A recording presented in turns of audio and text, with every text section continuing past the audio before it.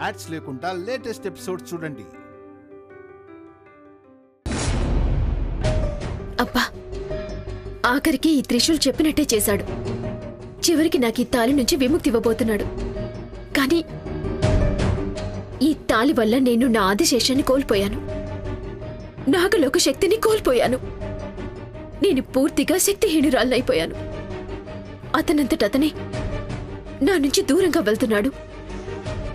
ఇక ఏ ప్రమాదం లేదు నాకు. ఇంకా అన్ని సమస్యల నుంచి నేను బయటపడొచ్చు.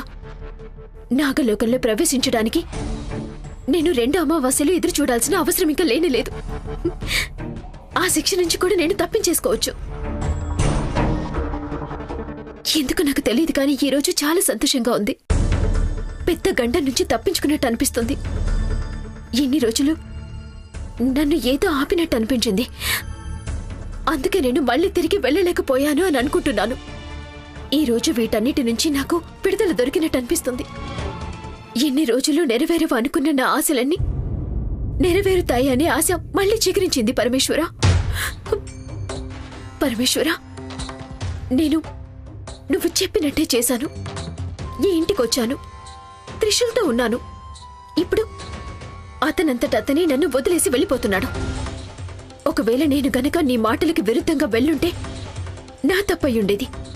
కానీ అందులో నా తప్పేమీ లేదు పరమేశ్వర. అతనే ఓడిపోయాడు.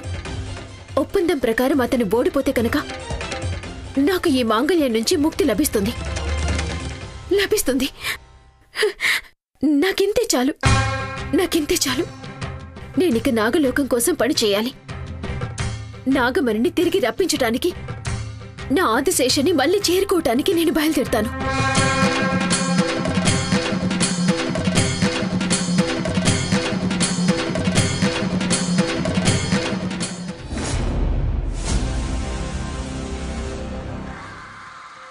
అల్లుడు, ఎవరి కోసం చూస్తున్నావు? ఏంటి విషయం?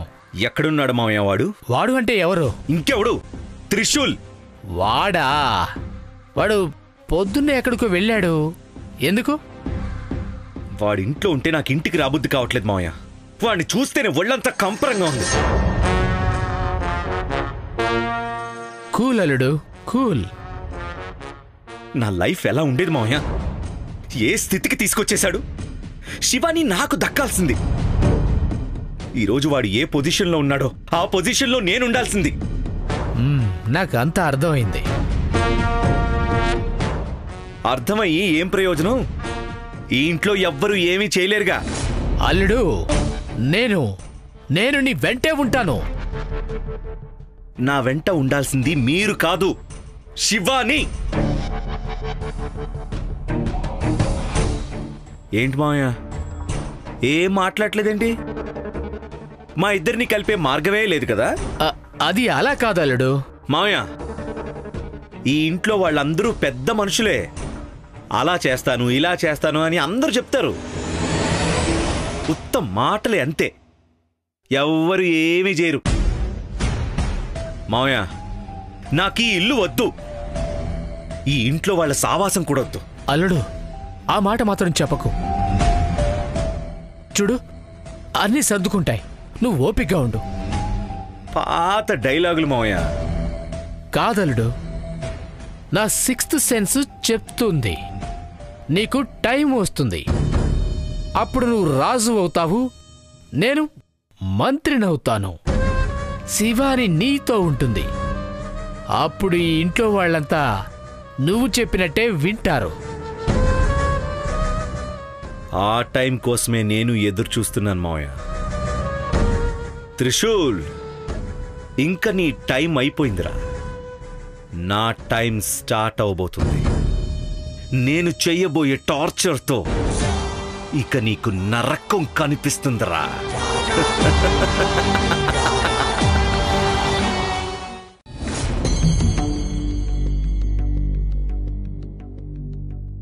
త్రిశూల్ ఈ తాళి నుంచి ముక్తిని ఇస్తానని చెప్పాడు. కానీ అతను ఏం చేసుంటాడు? ఒకవేళ ఇంట్లో వాళ్ళతో మాట్లాడి నాకీ పెళ్లి ఇష్టం లేదని చెప్పాడా? అలా జరగటానికి అవకాశమైతే లేదు. అలాంటిదేవైనా జరుగుంటే ఇంట్లో వాళ్ళు వచ్చి నన్ను ప్రశ్నించేవాళ్ళు కదా. మరి ఇంకేం చేసుంటాడు? ఏం తెలియట్లేదే. నేను ఇక్కడికి వచ్చింది ఇది నీకు ఇచ్చేద్దామని. తీసుకో. ఏంటిది? ఉత్తరం, లెటర్. తర్వాత ఏం జరుగుతుందో తెలుసుకోవాలి కదా. ఆ తర్వాత నీతో మాట్లాడడానికి టైం ఉంటుందో లేదో తెలియదు. ఉన్నా నువ్వు నాతో మాట్లాడతావనే గ్యారంటీ కూడా లేదు. అందుకే అన్నీ ఆ లెటర్లో రాశాను. అవును, అతను ఏదో ఉత్తరం రాశాను 3 రోజుల తర్వాత చదువు అని చెప్పాడు కదా. ఎక్కడ పెట్టానది?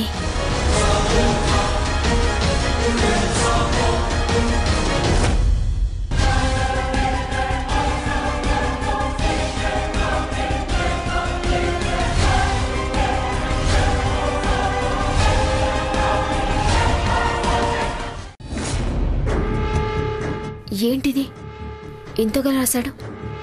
ఇందులో కూడా బుర్ర తింటాడు కదా. వద్దు, ఇది చదవడమే వద్దు.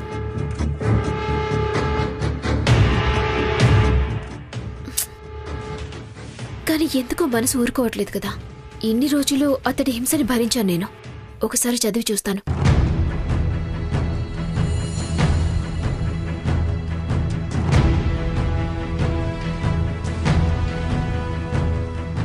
ప్రియమైన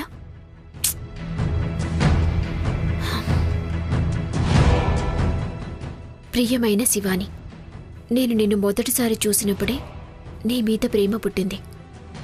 నేను నిన్ను కలవడం కోసమే అయ్యగారు నిన్ను కలవమన్నారు అనే సాకు చెప్పుకొని మీ ఇంటికి వస్తూ ఉండేవాడిని. నువ్వు నాతో సంతోషంగా మాట్లాడేదానివి, ప్రేమతో పలకరించేదానివి. నాకెన్నోసార్లు మనిద్దరి మధ్య మాటల్లో చెప్పలేనంత ప్రేమ ఉండేది అనిపించేది. కానీ నేనే అది ముందు చెప్తే నువ్వు నన్ను కోప్పడి నాకు దూరం అవుతావన్న భయం కూడా అలాగే ఉండేది. అందుకే చెప్పలేదు.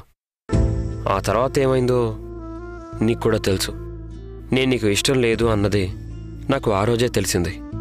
కానీ నీకు తాళి కట్టడానికి కారణం నా ప్రేమ ఏంటో నీకు అర్థం అవుతుందనుకున్నాను. కానీ అదంతా వేస్ట్ అయింది శివాని. నేను ఎన్ని రోజులు నిరీక్షించినా అది నిరీక్షణలాగే మిగిలిపోతుంది. నీ మనసు మాత్రం మారదు.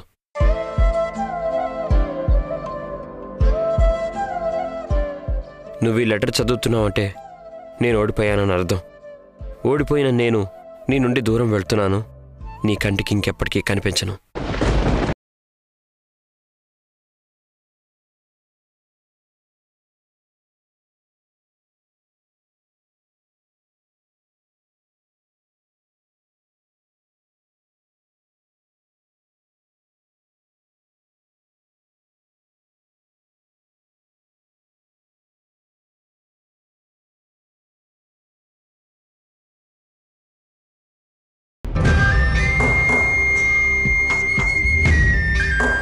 ఎంత లోతు ఉంటుందా అని చూస్తున్నావా?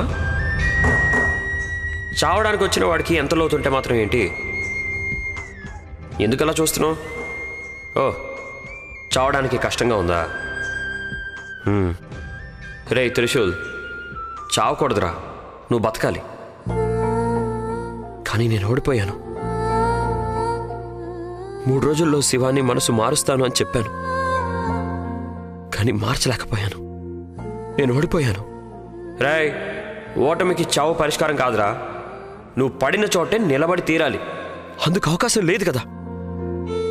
3 రోజుల్లో తన మనసు మారుస్తానన్నాను, కానీ మార్చలేకపోయావు. అయితే ఏంటి, ఓడిపోయానంటావా? అదే కదా నేను అనేది. రే, అనవసరంగా తొందరపడొద్దు. శివాని ఇప్పుడు వచ్చినా వస్తుంది. లేదు, ఇక తను రాదనిపిస్తోంది. చూడు, ఆమెకి నీ మీద కోపం ఉండి ఉండొచ్చు, నీతో సరిగ్గా మాట్లాడకపోవచ్చు. కానీ తన లోపల నిన్ను ఇష్టపడుతుంది అనిపిస్తుంది కదా. ఎలా చెప్తున్నావురా? అందుకేగా నన్ను మనసు అని పిలుస్తారు. రై, ఆమె మనసుకి నాకు ఏదో ఒక గొప్ప సంబంధం ఉందిరా. అవును, ఆమె గుండె చప్పుడు విన్నప్పుడు నాకేదో ఫీల్ వస్తుంది. సినిమాల్లో లాగా ఇమాజినేషన్ డైలాగులు చెప్పకో, ఇది రియాలిటీ. శివానికి నేను ఇష్టం ఉండుంటే నన్ను ఇంట్లో నుండి వెళ్ళమని ఎందుకు చెప్తుంది? నీ ప్రేమని టెస్ట్ చేయడానికి వెళ్ళమని చెప్పుండొచ్చుగా. అలాగంటావా? నాకెందుకో శివాని ఇక్కడికి వస్తుంది అనిపిస్తుంది. నువ్వు రాసావు కదా లెటర్, అది గనక శివాని చదివి ఉంటే ఖచ్చితంగా తన మనసు మారుతుంది. ఆమె పరిగెత్తుకుంటూ వచ్చి నీ మీదున్న ప్రేమని నీకు చెప్తుంది. నాకెందుకో అబద్ధం అనిపిస్తుంది. తను నన్ను చూడ్డానికి రాదు. నేను చస్తాను, నేను చావాలి. ఏ త్రిశూల్, నా మాట విను. నువ్వు వెళ్తావా? ముందు నువ్వు ఇక్కడి నుంచి వెళ్ళిపోతావా? నాకు ఇరిటేషన్ తెప్పించక వెళ్ళిపో.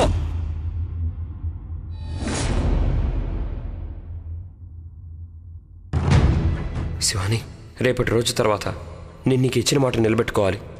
నువ్వు నన్ను అడిగినట్టుగానే నీ మెడలో ఉన్న తాళికి విముక్తి కలిగిస్తాను. ఆ తాళి నుండి విముక్తి రావాలంటే నేను శాశ్వతంగా వెళ్ళిపోవాలి. నేను బతికుంటే నీ పేరుకు అంటు కదా. ఆ కళంకం దూరం అవ్వాలంటే నేను నీకు పూర్తిగా దూరం అవ్వాల్సిందే. నీ మనసు నన్ను కోరుకోకపోతే నేనెప్పటికీ నీకు దొరకని చోటుకి వెళ్ళిపోతాను శివాని. కానీ ఒకటి మాత్రం నిజం, నా ఆఖరి శ్వాస వరకు నేను నిన్నే ప్రేమిస్తాను. ఆ రోజు నేను సూర్యోదయం చూపించినప్పుడు నువ్వు నన్ను కోపగించుకొని నేనేదో నిన్ను బ్లాక్మెయిల్ చేస్తున్నానని గొడవ పెట్టుకొని తిరిగి వచ్చావు. ఈరోజు నేను అదే స్థలంలో ఉంటాను, కానీ ప్రాణాలతో కాదు. శివాని, నాకు ఒక ఆశ ఉంది. ఏంటి వీడు చనిపోయే ముందు కూడా ఆశ అని ఇబ్బంది పెడుతున్నాడు అనుకోద్దు. ఉరిశిక్ష పడ్డ ఖైదీకి కూడా ఎంత పెద్ద నేరం చేసిన వాడికైనా ఆఖరి కోరిక అనేది ఒకటి ఉంటుందిగా. నేను కూడా అలాగే అడుగుతున్నాను అనుకో.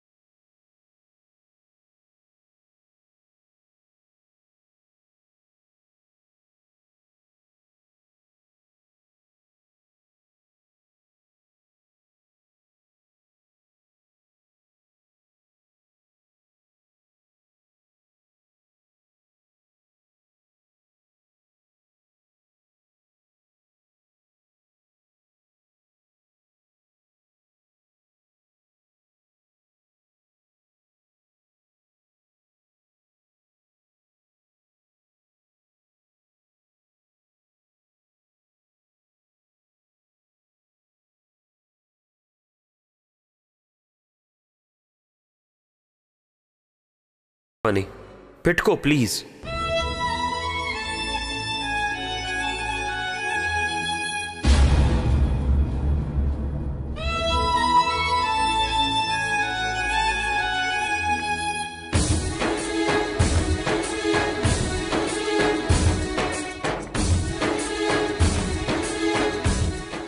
థ్యాంక్స్. పెట్టుకున్నావని అనుకుంటున్నాను. నేను ఎందుకు ఇలా అడిగాను అన్ను ఆలోచిస్తున్నావు కదూ? అవునా? నేను చనిపోయాక ఇంట్లో వాళ్ళు ఈ సమాజ సంప్రదాయానికి కట్టుబడి నీ చేతి గాజులు తీసేయనొచ్చు, నీ నుదుటి మీదున్న కుంకుమని చెరిపేయని కూడా అనొచ్చు. కానీ నువ్వు దానికి ఒప్పుకోవద్దు. నీ నుదుటి మీద కుంకుమ శాశ్వతంగా ఉండాలి. చేతిలో గాజుల సవ్వడి చేస్తూనే ఉండాలి. నేను పైనుండే నక్షత్ర రూపంలో రోజు నిన్ను చూస్తూనే ఉంటాను. అయ్యో, చచ్చాక కూడా హింస అనుకోవద్దు శివాని. నక్షత్రం కదా, మాటలు రావులే. కేవలం చూసి సంతోషపడతానంతే. శివాని, ఒకటి మాత్రం నిజం, నా ఆఖరి శ్వాస వరకు నిన్ను ప్రేమిస్తూనే ఉంటాను. నువ్వు సంతోషంగా ఉంటే నేను సంతోషంగా ఉంటాను. నిజం చెప్తున్నాను. ఓకేనా మేడం?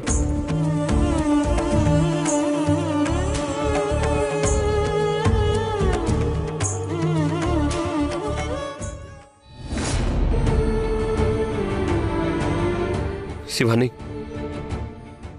నేను రాసిన లెటర్ గనక నువ్వు చదువుంటే ఖచ్చితంగా నీకు నా మీద ప్రేమ కలిగేది. నా ప్రేమ ఏంటో నీకు అర్థమయ్యేది. కానీ నువ్వు అది చదవలేదనుకుంటా. నీకు ఈరోజు నా ప్రేమ అర్థం కాకపోయినా వచ్చే జన్మలో అయినా నా ప్రేమ అర్థం అవుతుంది. నాకు ఆ నమ్మకం ఉంది. నాది శివానిది జన్మ జన్మల సంబంధం అని అమృత ఎలా చెప్పిందో ఏంటో మరి. అలాగే నీకు ఎవరో ఒకరు తర్వాత చెప్తారు. అప్పుడు నువ్వు నన్ను ప్రేమిస్తావు అనుకుంటా. శివాని, నువ్వు గనుక నన్ను ఇష్టపడుంటే ఇదే స్థలానికి వచ్చి ఈ రాళ్ల మీద మనిద్దరి పేర్లు చెక్కి ఐ లవ్ యూ శివాని అని నేను గట్టిగా అరిచి హగ్ చేసుకోవాలని అనుకున్నాను. కానీ అలా జరగలేదు. నేనొక్కడనే వచ్చాను. ప్రేమేమో నా మనసులో ఉంది, నువ్వు కూడా నాలో ఉన్నావు. నేను చచ్చాకైనా నువ్వు ఇక్కడికి వస్తావనుకుంటున్నాను శివాని. ప్లీజ్ రా శివాని. శివాని,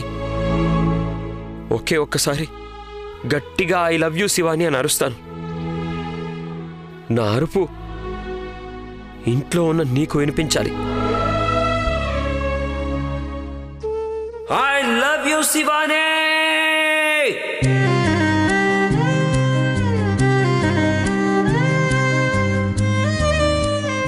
శివాని, నేను వెళ్ళిపోయే సమయం దగ్గరికి వచ్చేసింది. నేను లెటర్లో రాసినట్టు నీ నుదుటిపై కుంకుమ ఎప్పటికీ చెరిగిపోకూడదు. Please Shivani.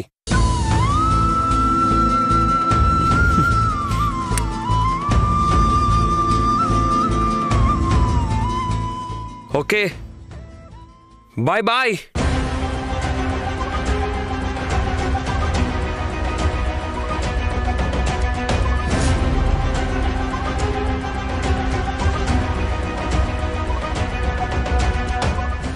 Bye Shivani, bye.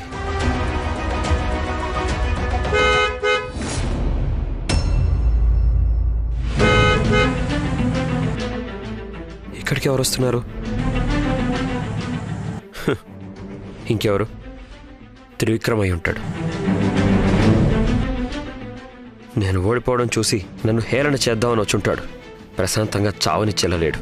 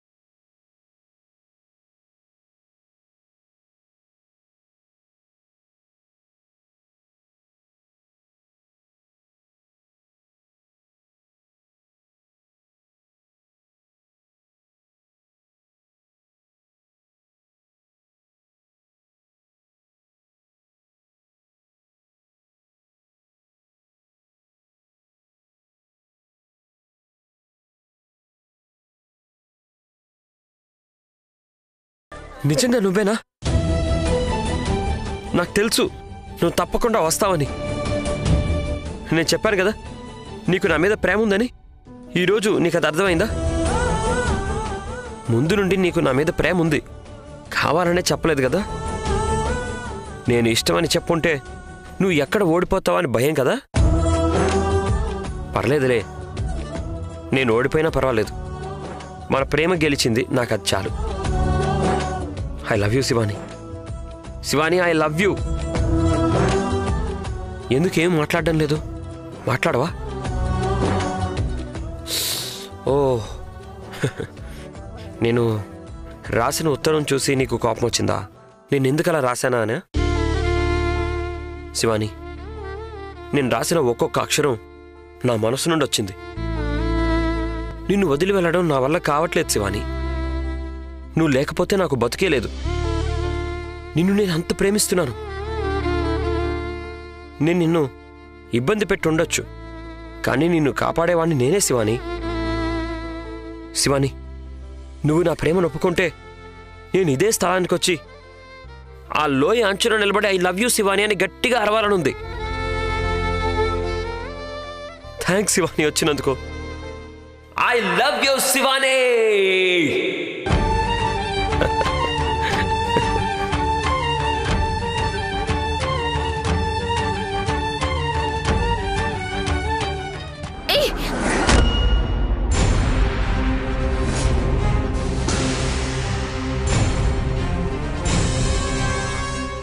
నువ్వు నన్ను ప్రేమిస్తూ ఉండొచ్చు, కానీ నువ్వు ఎప్పటికీ నాకు శత్రువే.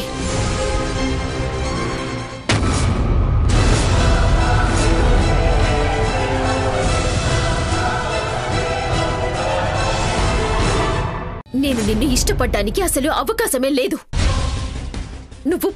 నువ్వు ప్రేమని దూరం చేశావు. నీకు నా ప్రేమ దక్కదు.